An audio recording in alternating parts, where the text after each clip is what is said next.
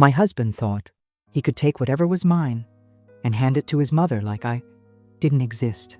I stayed quiet longer than I should have, until my father stepped into the story. And the moment he did, the entire house learned the price of disrespect. In a silence so heavy, it almost echoed. I grew up in a home where respect wasn't earned, with loud voices but with gentle decency. After marriage, I expected the same quiet dignity. But my husband, Rayan, had a different idea of authority. He wore arrogance the way others wear cologne. Our small town breathed slowly, quietly, but inside our house, tension grew like an unwelcome guest. Everything felt normal until the day my car vanished, and with it, the last bit of patience my father had. The morning began with a silence I didn't trust, the kind that slips under doors and settles on the floor before you even open your eyes. I remember standing at the kitchen window, letting the early light spill across the tiles, waiting for something small and ordinary, the sound of birds, the kettle rising, the hum of my car warming outside. But the driveway looked strangely empty, hollow, like it had forgotten something important. The spoon in my hand stilled, the world stilled with it, and without knowing why, I felt the day shift, just slightly, out of place. Our home was usually quiet at sunrise. Not peaceful, just quiet, as if everyone inside was pretending to sleep even when they weren't. Rayan disliked noise in the mornings. He said it disturbed his thinking, though I had never seen him think about anything that mattered. I stood by the sink, letting the water run over my fingers, grounding myself in something real, something steady. My car wasn't there. I blinked twice, thinking maybe I was too tired to see clearly. Maybe I parked it differently yesterday. Maybe it had rolled forward a little on the slope. But the driveway stayed empty. When I walked into the bedroom, Rayan was already awake, scrolling through his phone, tapping on the screen like he was playing a game. He didn't look up when I entered. He rarely did. "Rayan, where's my car?" My voice didn't hold anger. It didn't need to. It carried a colder kind of confusion. He finally glanced at me just long enough to shrug. "Oh, I gave it to my mother." Just like that, as if he had gifted ashtrays or spare towels. The water from my hand dried slowly on my skin. My heartbeat didn't rise. It fell into something dark, deep, quiet. I thought I misheard him. "You gave my car?" He nodded, pushing himself off the bed lazily. "She needed it. You can manage without. We're family. Don't make a big deal out of it. Family." That word had never felt so sharp. I stood at the doorway, watching him walk past me. The way someone walks around a small obstacle on the floor. My presence, my things, my boundaries, all invisible to him. He poured himself tea, humming softly, while my mind tried to stitch the moment into something that made sense. But nothing did. A few hours later, I heard the sound of an engine outside, familiar but wrong. I stepped to the window. There she was, his mother, driving my car, her hands on my steering wheel, her smile wide and triumphant, like she had won something that belonged to her all along. She didn't greet me when she entered. She didn't even pretend. "Your husband finally did something sensible," she announced, placing my keys, on the table as if they had always been hers. Rayan laughed, a light, careless laugh. I didn't react, not because I agreed, but because silence was the only thing strong enough to hold back the storm in my chest. Rayan mistook it for acceptance. The day moved slowly after that. Every sound felt distant, the clang of dishes, the occasional car passing on the street. Even Rayan's voice fading in and out like a radio losing signal. My world had narrowed into a single point. Not the car, but the way it was taken. There's a difference between losing something and being told you never deserved it in the first place. When evening came, the sky turned the color of bruised lavender, the kind of sky that remembers every hurt you tried to ignore. I went to the courtyard where the last bit of warm air lingered. I took my phone out slowly, like someone handling something fragile. I didn't call Rayan's mother. I didn't call anyone in the house. I called my father. He picked up on the second ring. "Baba." My voice didn't break. If anything, it felt steadier than it had all day, cold in a way that even surprised me. "What happened?" he asked quietly. He always sensed things before I spoke them. "They took my car." A small sentence, a very small truth holding a very large pain. He didn't respond instantly. I heard him breathing, calm, measured, thinking. "And Rayan?" "He gave it to her." "Just gave it." Another stretch of silence, but not the weak kind, His silence was the kind that made rooms straighten themselves. Then he asked one question. Only one. Do you want me to come now? I closed my eyes. The courtyard air felt colder now, brushing against my skin like a warning. Yes, I whispered. Not loudly, not desperately, just truthfully. He didn't say anything further. No advice, no sighs, no dramatics, just the click of the call ending, firm, final. I stood there for a long time, watching the evening settle over the house, feeling the weight of what I had just set in motion. Inside, Rayan laughed at something on his phone. His mother clattered dishes loudly, claiming her small victories. None of them knew what my father's silence meant, what his steps sounded like when he walked toward injustice. The night deepened, slow and patient. And somewhere far away, my father was already preparing to arrive. Before the sun rose, before the birds gathered their first breath, I heard the gravel outside shift. Not loudly, just enough for the house to notice. The air felt different too, still but not empty, as if someone strong and steady had stepped into the morning before it fully formed. I opened the door and there he was, my father, hands behind his back, eyes calm, almost too calm. He didn't ask permission to enter. He didn't need to. He stepped into the house like a truth finally arriving, ready to be spoken. My father wasn't a man of noise. He didn't raise his voice unless he wanted the whole world to pause. But that morning, he said nothing at all. And somehow, that silence felt heavier than any storm. He walked past me, his footsteps steady, the way they used to sound when I was a child, and he checked each door before bedtime. Protective, measured, certain. Rayan was in the living room, pretending to read the news on his phone.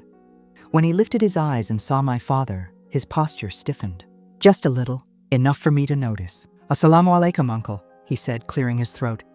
Trying to shape confidence from thin air, my father nodded once. Not a greeting, an acknowledgement. Then he looked around the room slowly, the way one examines a place where something sacred has been mishandled. He walked toward the hallway, brushing his fingers lightly, over a chair that had been moved, out of my way the night before, past the wall where a picture frame hung crooked, past the shoes Rayan had tossed aside, expecting someone else to set them straight. He wasn't judging the home. He was reading it, reading the disrespect in the details Rayan never noticed. Rayan shifted again. His voice trembled even though he tried to hide it. My father stopped at the dining table. The keys were not there, the keys that should have been mine. He looked at Rayan, not sharply, not coldly, just directly. "Show me the car," my father said. His voice was soft, deep, without a single wasted breath. Rayan swallowed. A thin, dry sound. The car? Actually, my mother, she took it to her place. She needed it. My father didn't blink. He waited.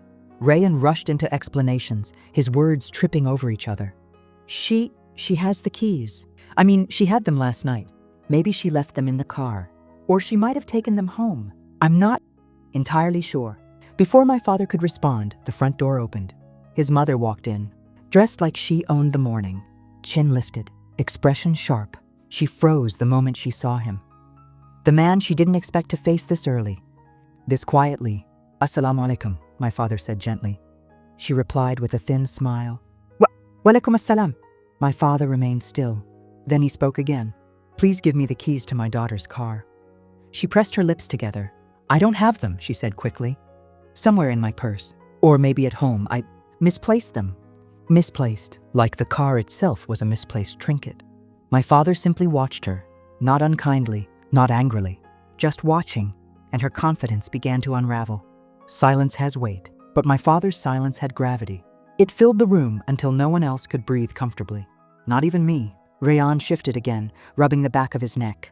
His mother pretended to search her handbag, opening and closing it with exaggerated movements. My father didn't interrupt. He let them perform their confusion. He let the truth expose itself. After a long moment, he walked to the sofa and sat down, calm, grounded. He placed his hands on his knees and looked at both of them, mother and son, with the kind of stillness that felt ancient. "You took something that did not belong to you," he said softly. Rayan opened his mouth, but my father raised one hand slightly. "And worse," he continued, "you took it from the one person whose rights you should protect the most." Rayan swallowed again, his throat tight. My father leaned back, his eyes moving between them. "I am not here to argue," he said. "I am not here to shout. That is not my way." His voice softened further, frighteningly calm. "I am here to correct." "Correct." That word landed with more force than any anger could. My father looked at me then. Just a glance. A reminder that I wasn't alone in this house anymore. Then he stood.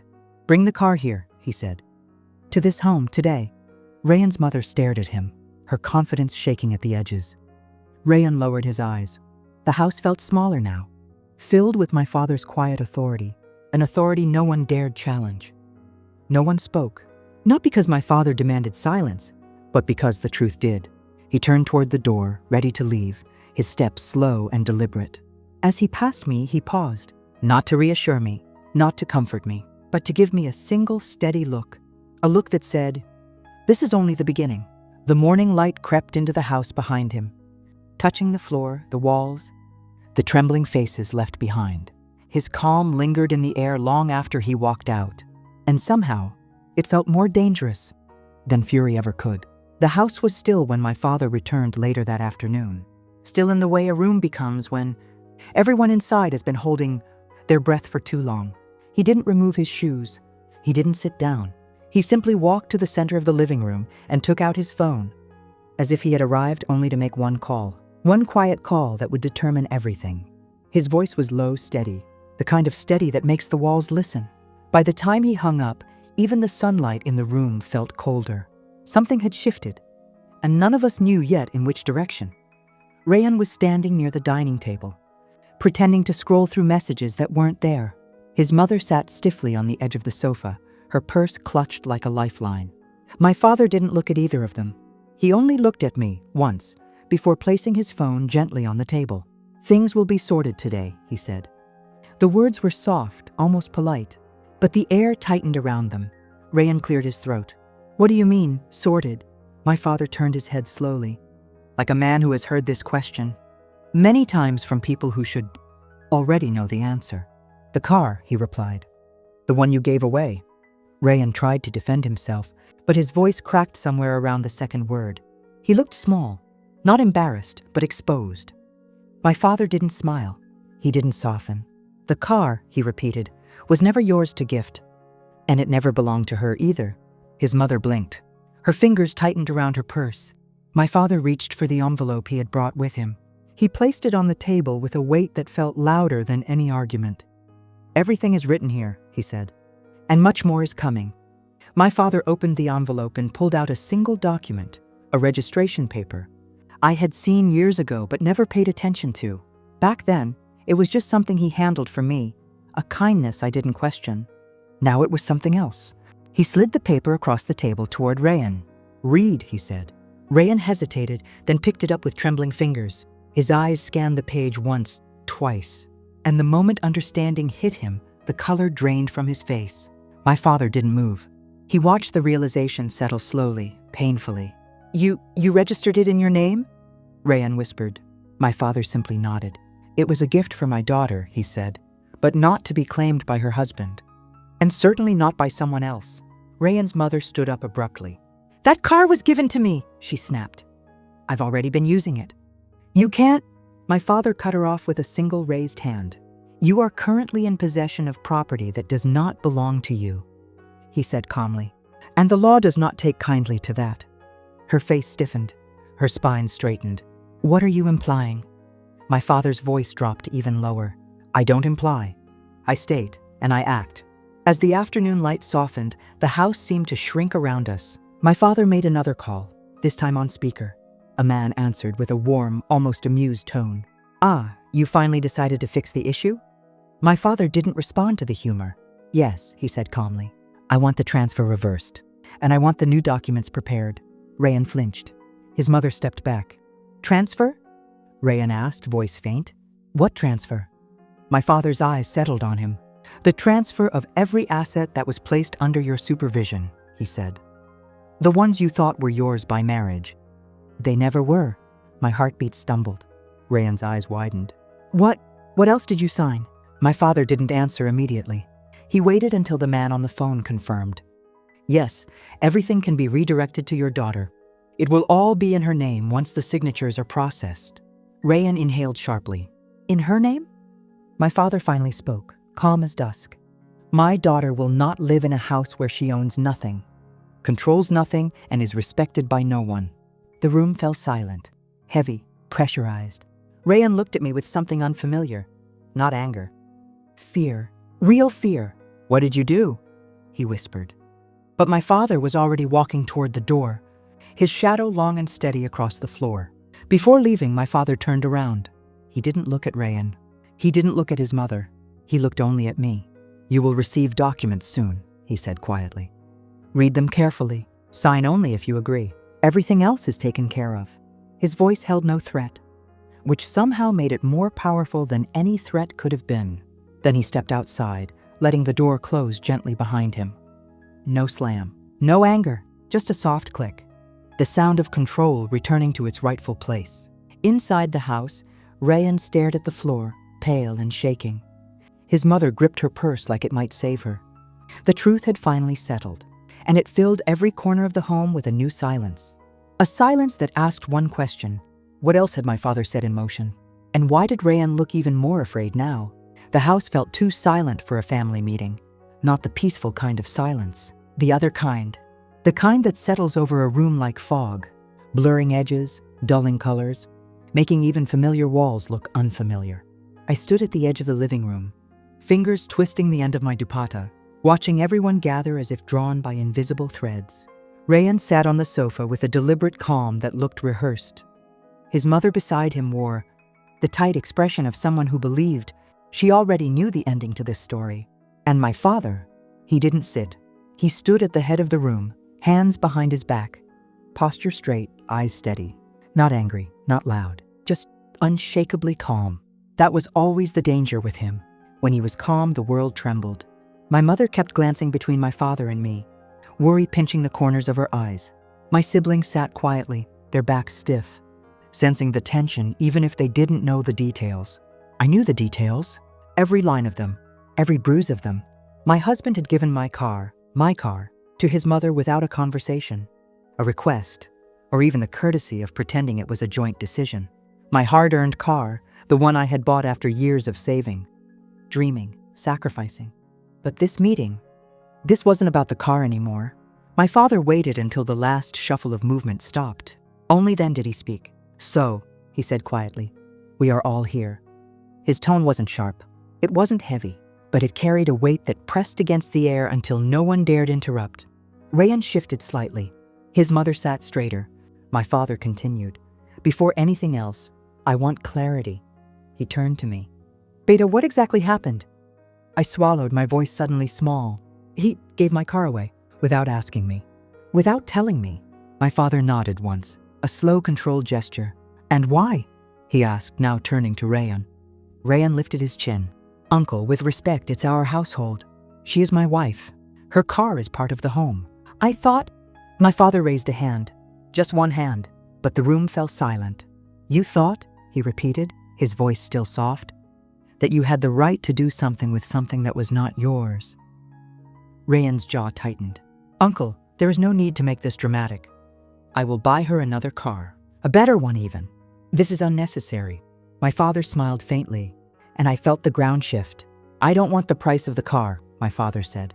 The words landed like stones dropped into a still pond. Ripples of confusion moved through the room. Even I frowned. If not the car, then what? Rayan leaned back slightly, a spark of confidence returning. "Good, then we can settle this easily." "No," my father said, his voice a gentle blade. "We will settle this respectfully." Rayan blinked. "Meaning?" "My daughter was disrespected," my father said. "So you will repay the price of that disrespect." Rayan's mother let out a soft gasp. My siblings exchanged uncertain glances. My mother looked at my father as if she herself didn't see this coming. "And Rayan," he froze. "What does that even mean?" he demanded. "Uncle, this is unfair." I said I would fix. "You cannot negotiate respect," my father said sharply, though his tone never rose. "You cannot replace dignity as if it were a household item. You cannot dismiss her feelings because it is convenient to you." Rayan opened his mouth, but my father didn't let him speak.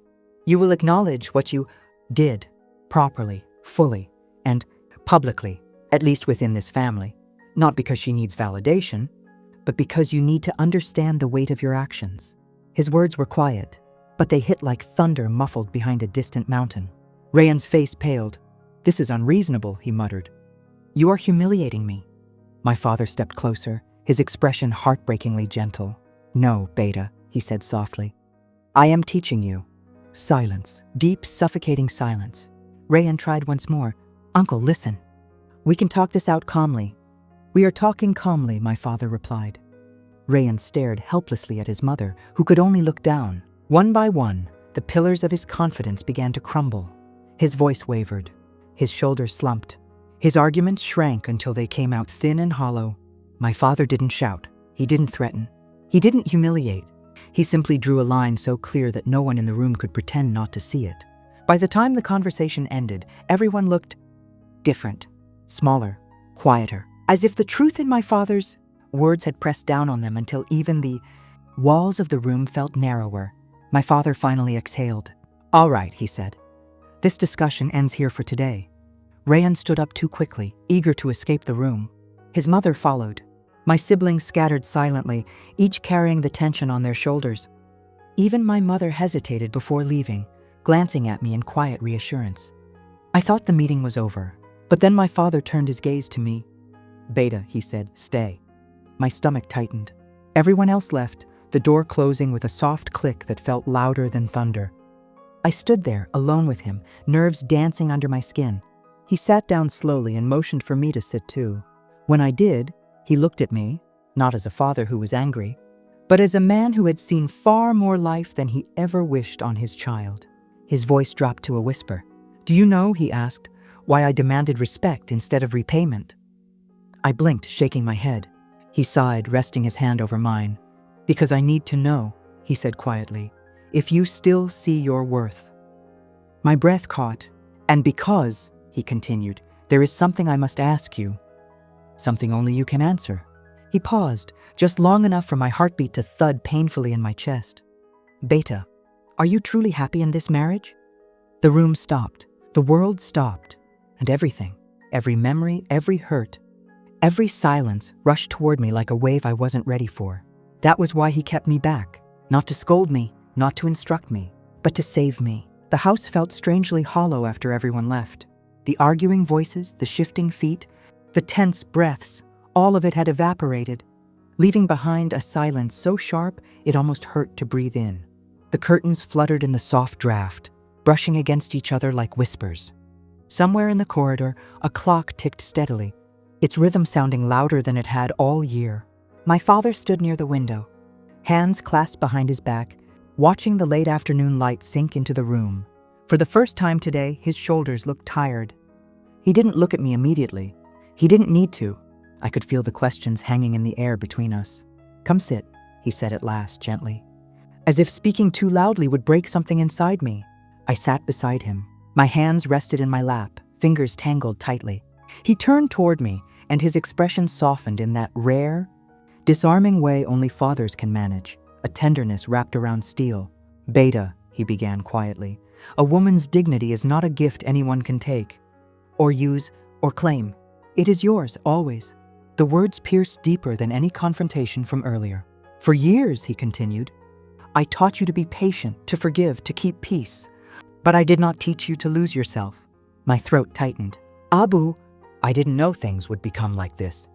He nodded slowly. "No one ever knows. That is how storms begin, quietly. Like a breeze you ignore until your roof lifts away." His eyes held mine. "You have lived inside a storm, Beta. I see that now." The clock ticked again, marking the space between things said and things felt. My father inhaled deeply, then spoke the words I had been running from. "You must choose," he said. "Not for me, not for society, not for your in-laws, for yourself." The room seemed to grow smaller. "Do you want to rebuild?" he asked. "Or do you want to walk away?" My breath caught. "Abu, You don't have to answer now," he said gently. "But you must not ignore the question. Silence will not fix this marriage. Time will not camouflage disrespect. Only clarity will." He rested his hand over mine, warm and steady. "And whatever choice you make, I will stand beside you." Without hesitation, the promise landed like a shield around my chest. Not heavy, not binding, just protective. A father offering a shelter I didn't know I still had. Hours later, a knock sounded at the gate. I didn't want to stand up, but my father gestured gently. Come, you should see this yourself. We stepped outside together. Rayan stood near the driveway, shoulders stiff, eyes lowered. His mother was nowhere in sight. Behind him, my car sat parked, clean, untouched, exactly as it was the day it left this house. He held the keys out. Here, he said, voice low. I brought it back. My father didn't speak. He didn't need to. This was between me and Rayan. I looked at the keys. The metal glinted in the dying sunlight, but the meaning behind the gesture felt dull. A formality, a performance, a repair attempted with trembling hands, but no understanding. Rayan cleared his throat. I shouldn't have taken it. I get that now. The words sounded practiced, like he was reciting something expected, not something felt. My heart didn't soften. It didn't harden either. It simply went numb. I took the keys slowly. Thank you, I said quietly.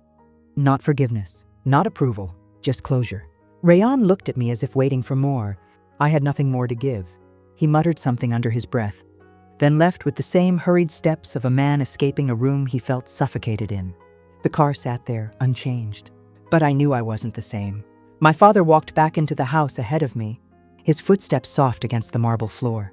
Each step carried a calm finality, not of anger, but of decision. He slipped on his shoes near the door, wrapping his shawl over his shoulder. My mother hovered nearby, concern etched into her brows. You're leaving? She whispered. For now, he said. They need space and silence. Sometimes silence says what words cannot. He turned to me again. Remember what I told you, he said.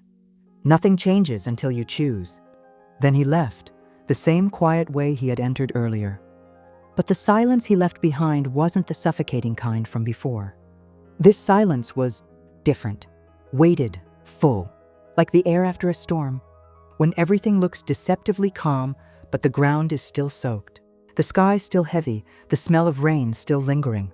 A silence where consequences settle like dust. A silence where decisions grow roots. I sat on the edge of my bed that night, staring at the keys resting on my palm. The same keys I had once held with pride, symbols of hard work, independence, and a future I thought I understood. Now they felt unfamiliar, like relics from a version of myself I had outgrown without realizing. I set them down on the dresser gently. My thoughts drifted, to Rayan's tight jaw, to his mother's silence, to the arguments we never solved, to the trust we never truly built, to my father's voice. A woman's dignity is not a gift. It is hers. Those words replayed in my mind like a lullaby and a warning both. I felt the weight of the choice pressing against me, quiet but relentless. Rebuild or walk away? Love wasn't the only question. Respect was, and without respect, what was left? The house was still silent, but it no longer felt empty. It felt expectant, as if the walls themselves were waiting for my answer. I leaned back, closed my eyes, and let the silence wash over me. For the first time in a long time, I wasn't afraid of it.